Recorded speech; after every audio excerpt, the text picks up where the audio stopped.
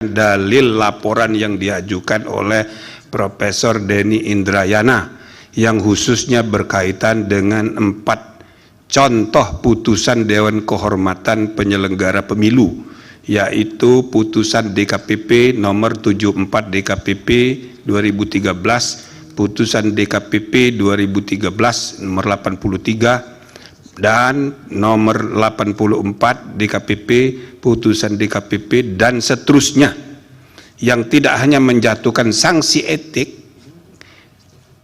kepada penyelenggara pemilu, tetapi juga memberi perintah untuk perbaikan atau koreksi putusan untuk dilaksanakan oleh penyelenggara pemilu. Poin ini karena penting saya baca aja. Bahwa dalam konteks laporan dugaan pelanggaran kode etik dan pedoman perilaku hakim konstitusi, pelapor Denny Indrayana membangun argumentasi bahwa seandainya Majelis Kehormatan menjatuhkan sanksi kepada terlapor, maka hal itu berimplikasi terhadap keabsahan putusan nomor 90 garis miring PUU 21/2003, dan oleh karenanya Majelis Kehormatan seharusnya berwenang memerintahkan Mahkamah Konstitusi untuk melakukan perbaikan terhadap putusan Mahkamah Konstitusi Akwo. Bahwa dalam dalil laporan pelapor Denny Indrayana menganalogikan putusan DKPP yang menjatuhkan sanksi etik terhadap penyelenggara pemilu yang disertai dengan perintah perbaikan atau koreksi putusan untuk dilaksanakan oleh penyelenggara pemilu dengan putusan Majelis Kehormatan yang seharusnya juga dapat memerintahkan Mahkamah Konstitusi untuk melakukan perbaikan putusan nomor 90 PUU 21/2023. Bahwa terhadap dalil pelapor Denny Indrayana di atas, Majelis Kehormatan berpendapat bahwa dalil tersebut tidak tepat. Hal-hal yang menjadi alasan adalah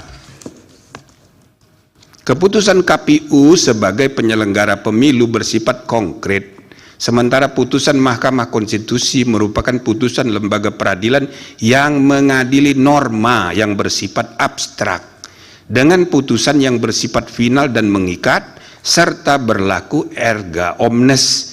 Oleh karena itu tidak tepat apabila pelapor memadankan putusan DKPP terhadap keputusan KPU dengan putusan Majelis Kehormatan terhadap putusan Mahkamah Konstitusi.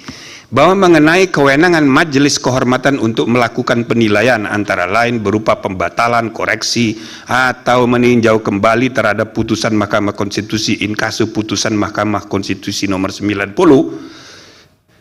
PUU 2003 telah diuraikan secara lengkap dalam paragraf 7.2 sampai dengan paragraf 7.11 di atas, yang pada pokoknya berpendirian untuk menolak isu dalam laporan dugaan pelanggaran kode etik dan perilaku hakim konstitusi sepanjang berkaitan dengan permintaan pelapor untuk melakukan penilaian antara lain berupa pembatalan, koreksi, atau meninjau kembali putusan Mahkamah Konstitusi in casu putusan Mahkamah Konstitusi nomor 90 dan seterusnya.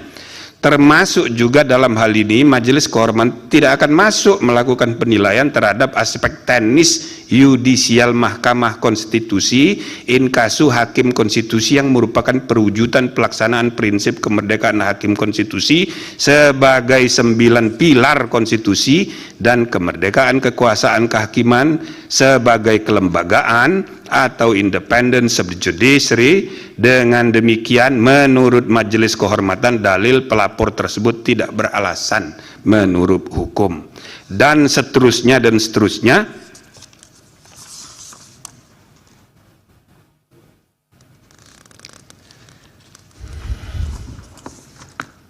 Majelis Kehormatan perlu lebih dahulu mempertimbangkan mengenai kemungkinan adanya benturan kepentingan dalam kaitannya dengan karakteristik pengujian undang-undang yang bersifat pengujian norma abstrak.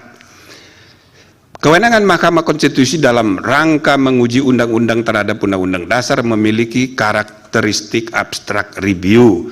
Artinya perkara pengujian undang-undang tidaklah dipicu oleh adanya kasus konkret yang terkait dengan kepentingan orang per orang.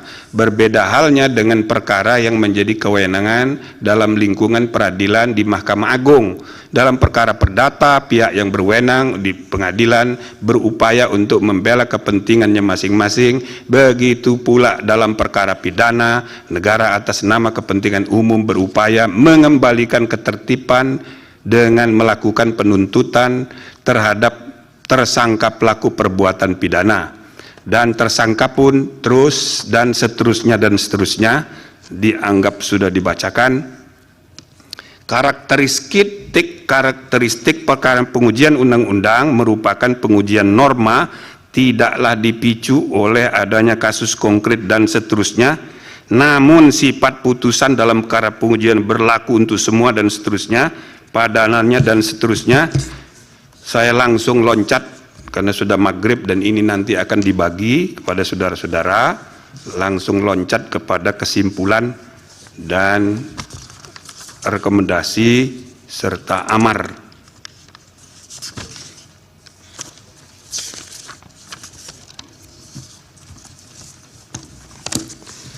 Kesimpulan dan rekomendasi. Kesimpulan: menimbang bahwa berdasarkan uraian duduk perkara, fakta-fakta yang terungkap dalam rapat dan sidang pemeriksaan pendahuluan, sidang pemeriksaan lanjutan yang berisi pembelaan hakim terlapor, keterangan ahli, dan saksi, serta pertimbangan hukum dan etika di atas, dapat disimpulkan hal-hal sebagai berikut. 1.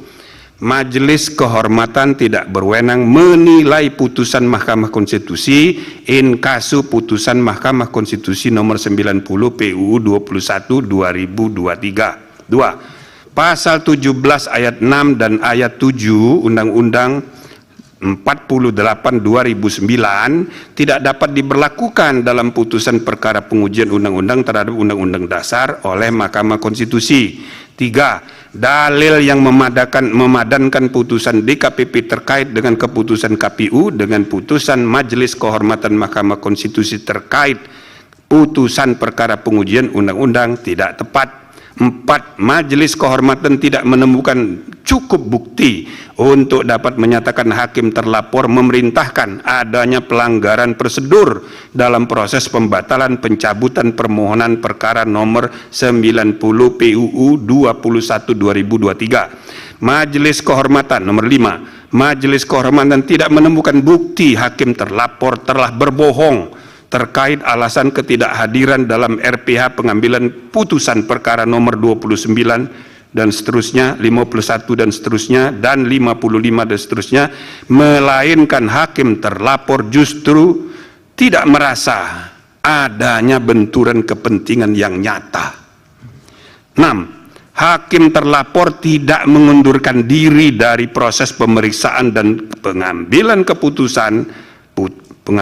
putusan nomor 90 PUU 21 2023 terbukti melanggar sabta karsa utama, prinsip ketidakberpihakan, penerapan angka 5 huruf B, dan prinsip integritas penerapan angka 2. Majelis Kehormatan tidak menemukan cukup bukti berkenaan dengan motif penundaan pembentukan MK permanen sehingga patut dikesampingkan.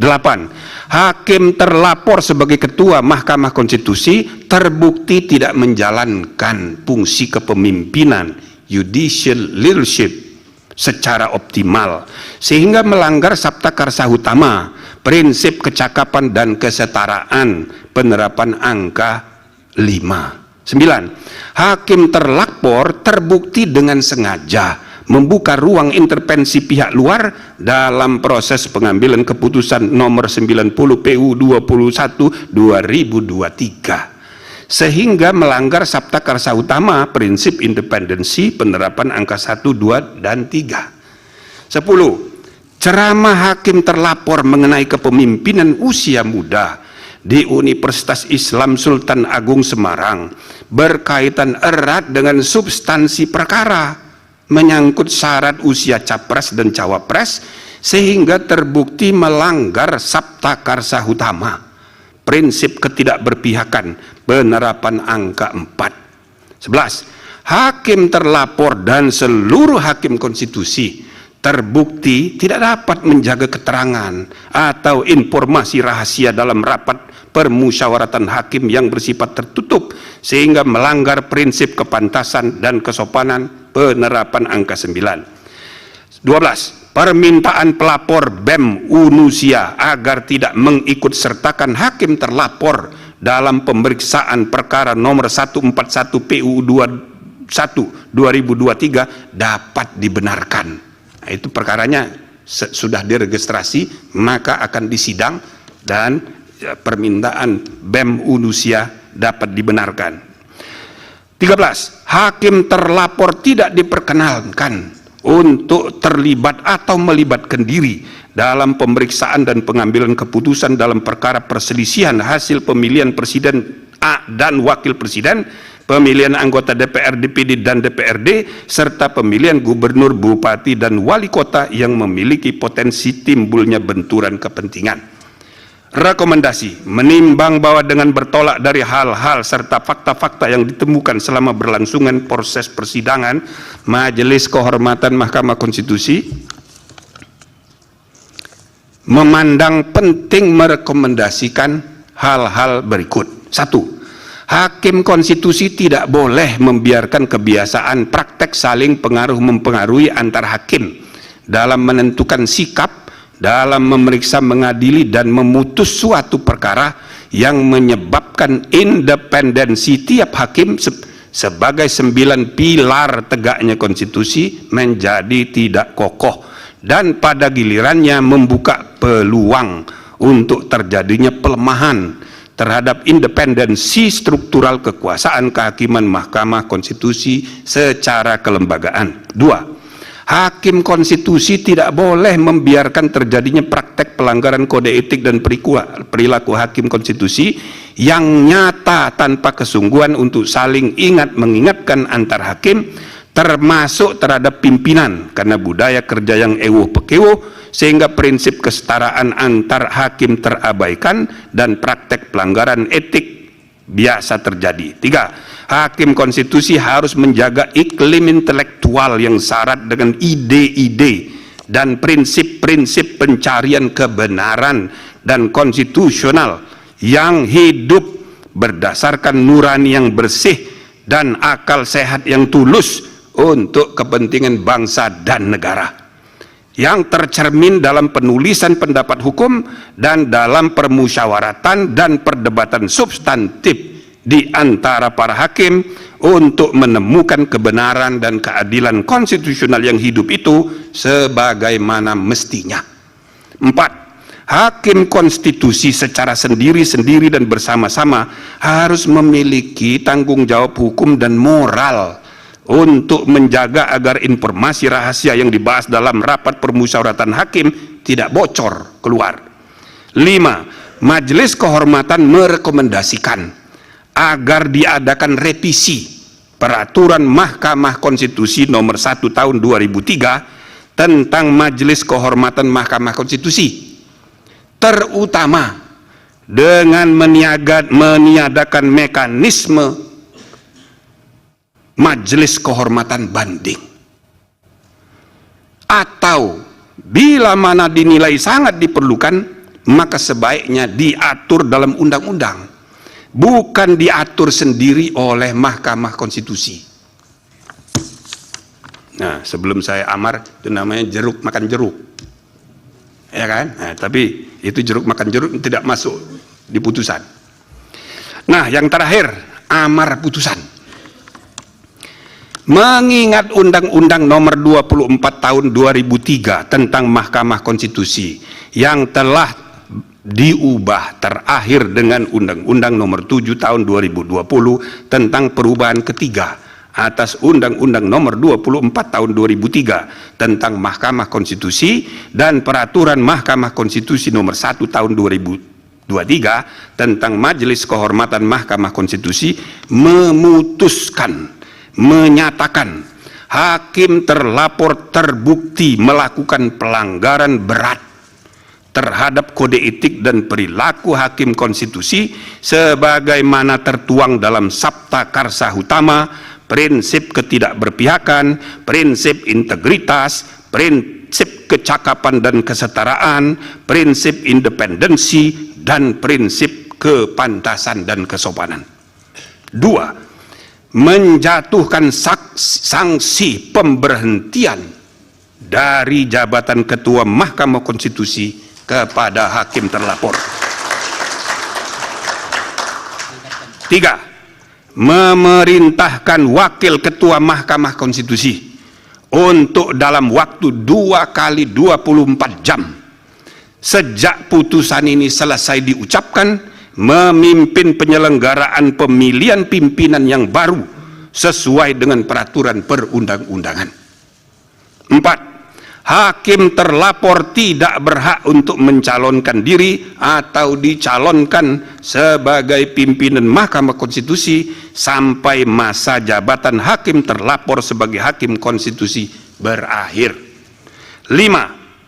Hakim terlapor tidak diperkenankan terlibat atau melibatkan diri dalam pemeriksaan dan pengambilan keputusan dalam perkara perselisihan hasil pemilihan presiden dan wakil presiden, pemilian anggota DPR, DPD, dan DPRD, serta pemilihan gubernur, bupati, dan wali kota yang memiliki potensi timbulnya benturan kepentingan.